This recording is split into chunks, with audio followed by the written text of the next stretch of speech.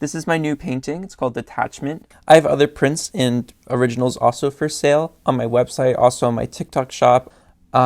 This painting for me really symbolizes a time of change for both me and the person I had sit. I did a photo shoot with my friend who's just dropped out of, or not dropped out, but withdrew from school to move to Europe and hopefully Italy and pursue a degree there instead of in the United States.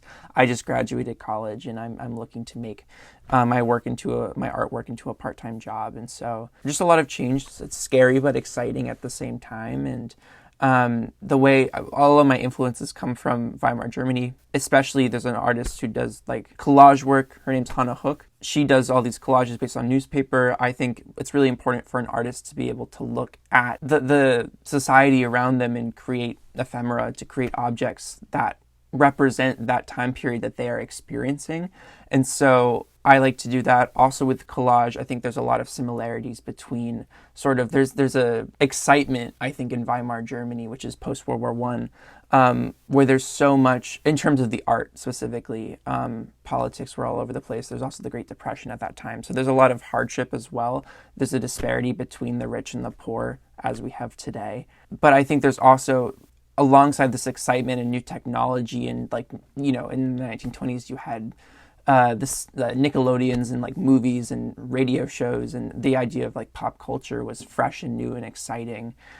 And today you have the internet, which so it's societies are completely shifting, going into a new direction, and yet there's still a lot of angst and suffering in day-to-day life, and I think that is also present through you know, I think they feel like the world is falling apart, and maybe it is. But so I take these collages, I Photoshop them, taking from images from the public domain and from my own photography, and from remixing things from the past and creating something that's new and present. And kind of oftentimes sometimes you can see the where the originals come from, but oftentimes they're morphed in a way and then simplified through oil paint, and I paint really thickly.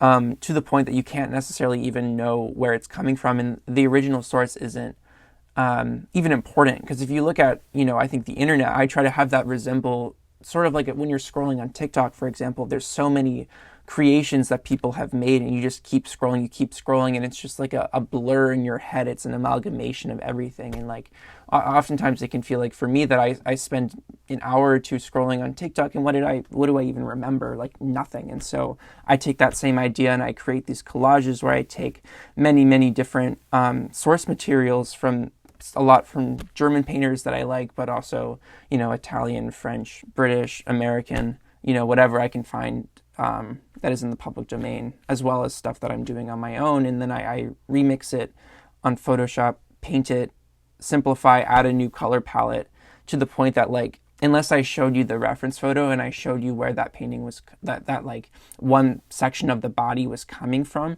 it wouldn't even matter, or you wouldn't even notice.